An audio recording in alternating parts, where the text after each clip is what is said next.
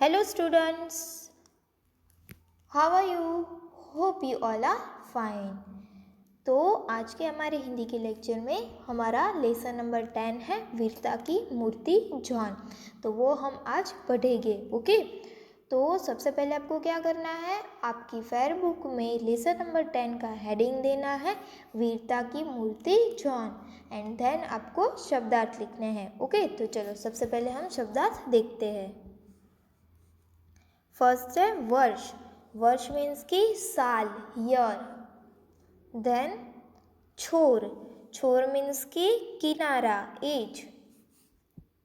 Then सवेरे। सवेरे means की सुबह, मॉर्निंग। देन संकट। संकट मीन्स की मुसीबत, ट्रबल। देन विपरीत। विपरीत मीन्स की उल्टी, ओपोजिट। ओके, ओपोजिट साइड बोलते हैं ना हम। देन रफ्तार। रफ्तार मीन्स की गति, स्पीड। देन प्राण हथेली पर रखना मीन्स की जान की परवाह न करना, to take risk at cost of life. Then आंधी की तरह दौड़ना मीन्स की तीव्र गति से भागना, टू रन स्पीडली। क्या? To run speedly. देन बहादुरी। बहादुरी मीन्स की वीरता, ब्रेवरी। देन चकित। चकित मीन्स की विस्मित, हैरान रह जाना, एस्टोंडेड। क्या? एस्टोंडेड। ओके, तो ये हो गए हमारे शब्दार्थ। तो अभी हम लेसन स्टार्ट करते हैं। तो बहुत वर्ष पहले की बात है, मतलब कि बहुत साल पहले की ये बात है। केरल के एक गांव में 3 बालक रहते थे।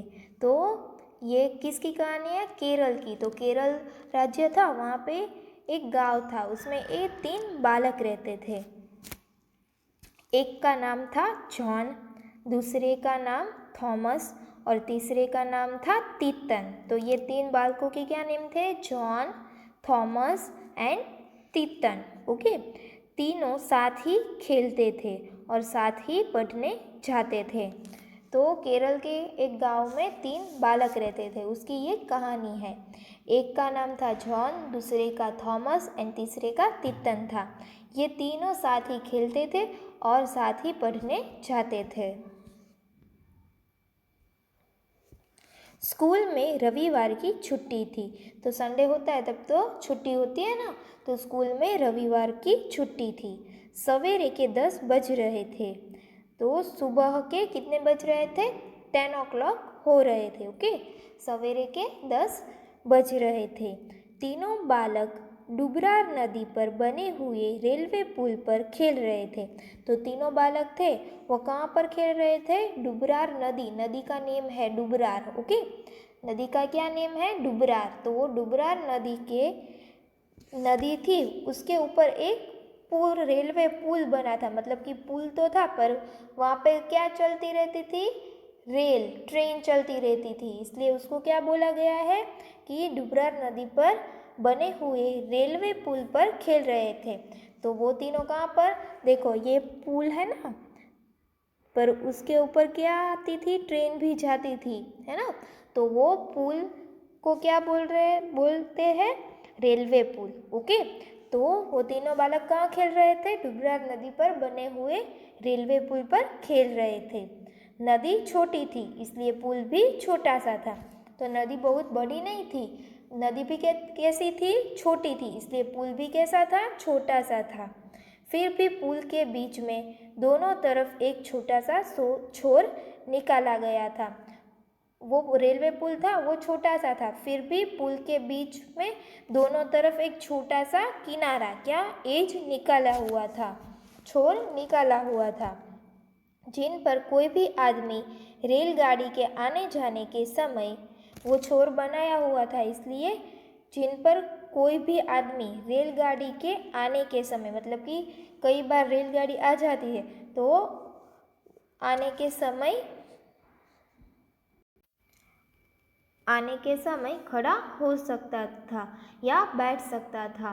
तो रेलगाड़ी वहाँ वो पुल पर से निकलती होगी तो भी उन दोनों साइड थोड़ी सी ऐसा किनारा निकाला हुआ था कि ट्रेन निकले तो भी कोई भी आदमी वहाँ पर खड़ा हो सकता था या फिर बैठ भी सकता था।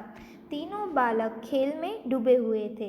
तो तीनों बालक तो खेलने में मशगूल थे और वे इस बात को भी भूल गए थे कि वे रेलवे लाइन पर खेल रहे थे। तीनों बालक खेलने में इतने मशगूल हो गए थे कि वो भूल ही गए थे कि वो लोग रेलवे लाइन पर खेल रहे हैं। यदि किसी ओर से रेलगाड़ी आ जाएगी तो उनके प्राण संकट में पड़ जाएंगे। वो तीनों तो खेल रहे थे, है ना।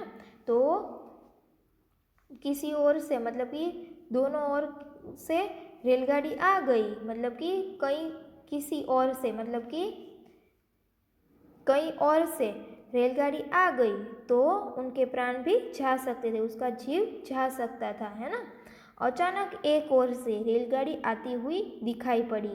तो अचानक एक ओर से रेलगाड़ी आती हुई दिखाई पड़ी। तीनों बालकों को लाइन पर खेलते हुए देखकर इंजन का ड्राइवर सीटी बजाने लगा।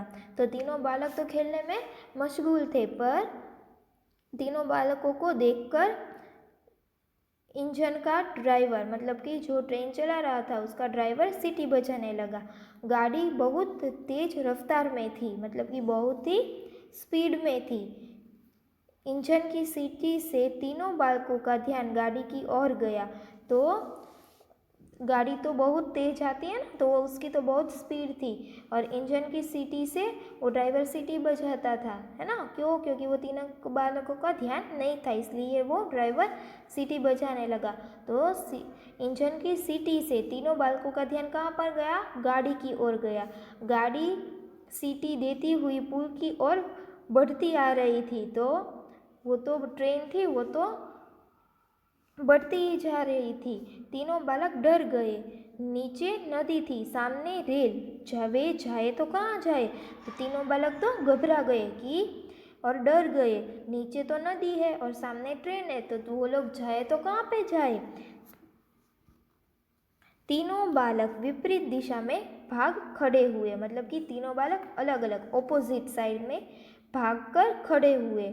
कुछ दूर जाकर जॉन को एक छोर और इसी तरह थॉमस को भी एक दूसरा छोर मिल गया। तो तीनों बालक विपरीत दिशा में भागकर खड़े हो गए कि जहाँ पर वो लोग सुरक्षित हो। कुछ दूर जाकर जॉन को एक छोर मिल गया। तो जो कुछ दूर जाकर मतलब कि जॉन एक और दौड़ा तो उसको एक किनारा मिल गया, तो वो वहाँ पर खड़ा हो गया। और इसी तरह थॉमस को भी एक दूसरा छोर मिल गया, एक दूसरा छोर किनारा मिल गया, तो वो वहाँ पर खड़ा रह गया। पर तीतन भागता ही रहा। गाड़ी अब पास आ गई थी।